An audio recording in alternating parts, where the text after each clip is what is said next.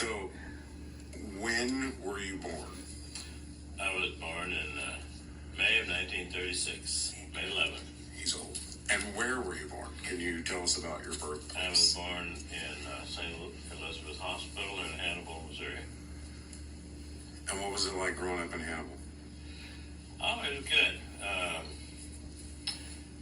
Life was good growing up compared to today's ages, because today it's not so safe for kids to be out late at night. In those days, we could be out in the dark, come home maybe 10 o'clock, and parents wouldn't be worried too much about us.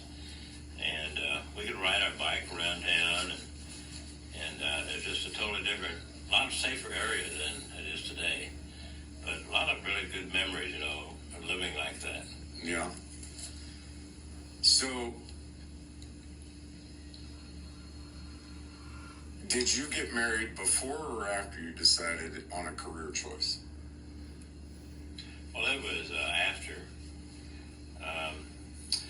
I've been very blessed with God giving me a lot of signs in my life, and one of them was my dad bought a drugstore when I was 12 years old, and I had been caddying at the golf course when I started when I was 11, and I did partly when I was 12 too, so then I started working part-time at the drugstore, as a kid, and when I was a junior in high school, having gone to McCoy Catholic High School, which is just about 2 or 3 blocks down the street on Broadway.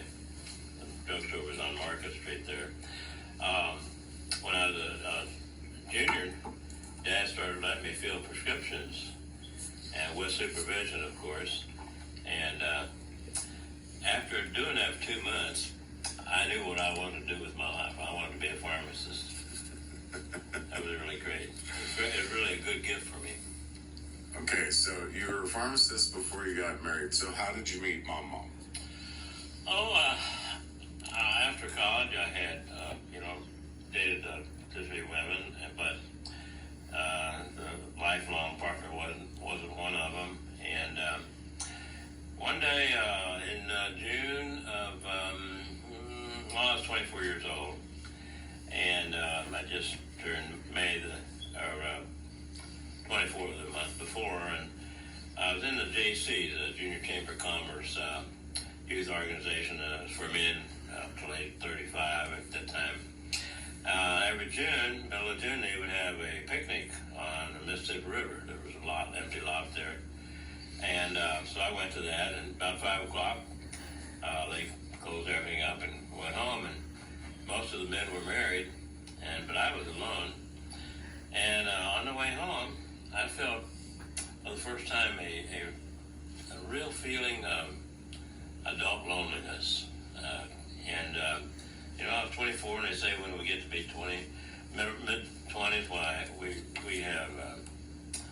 we've grown up, and we have an adult mindset and feelings and all that. And so that's what I felt. And so on the way home, I said a prayer out loud too. I said, Lord, lead me to a woman I can spend the rest of my life with.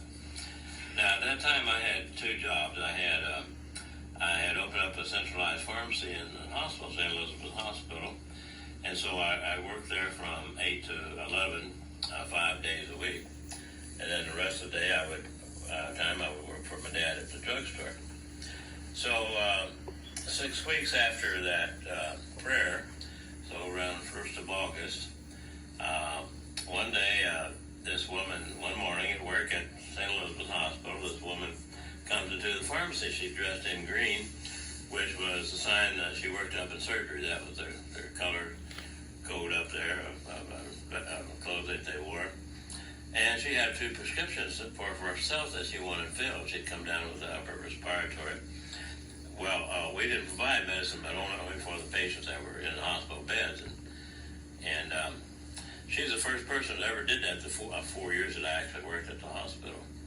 So I just told her, I can't provide the medicine for her, but I can call into my dad's pharmacy, so I did that. And so then I got to checking around and found out she seemed to be a reputable individual, and so I called her up for a date, and she had a trip going with a friend. They were going south, I think, and so we ended up having our date a month later, around the 1st of September, and a year from that we had our first marriage.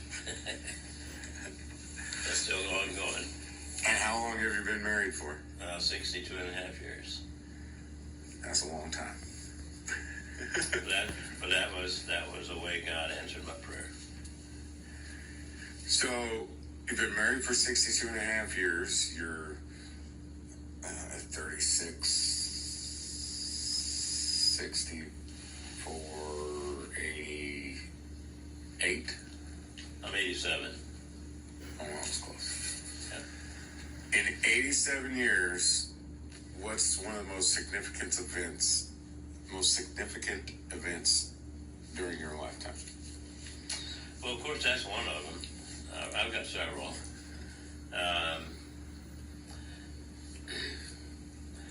One of them was becoming a deacon was one. When I was 62, I guess, or 60 when I was ordained.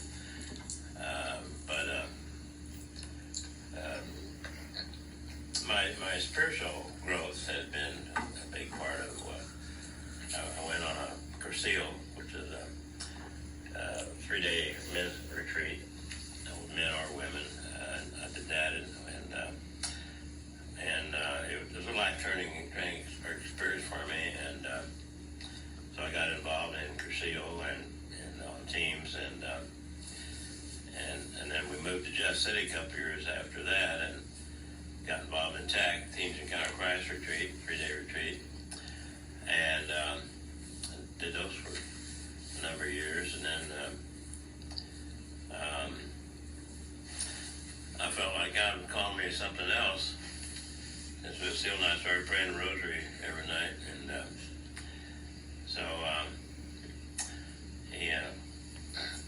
one night after a prayer with a buddy, I was on my way home, and I was feeling good about our prayer. My buddy he'd been called to be a deacon, and he was going to finally say yes, and I'd been called to something but wasn't to be a deacon. So I'm on the way home, and all of a sudden this thought came to me. It had to be from the Holy Spirit. Says, how about being a deacon for Mary? And all of a sudden it just felt really good. And then he poured a bucket of grace on me. I had tingling from head to toe. And I knew beyond a shadow of a doubt that's what God wanted me to do. So I never looked back. I never questioned. And I always felt smug going through 4 years of classes. And our instructors always say, pray for discernment, pray for discernment. But I did. I knew what I was, So that was a real gift that God gave me to have that kind of assuredness. Yeah. Okay, so can you explain the lineage from you to your great-grandson, Alex?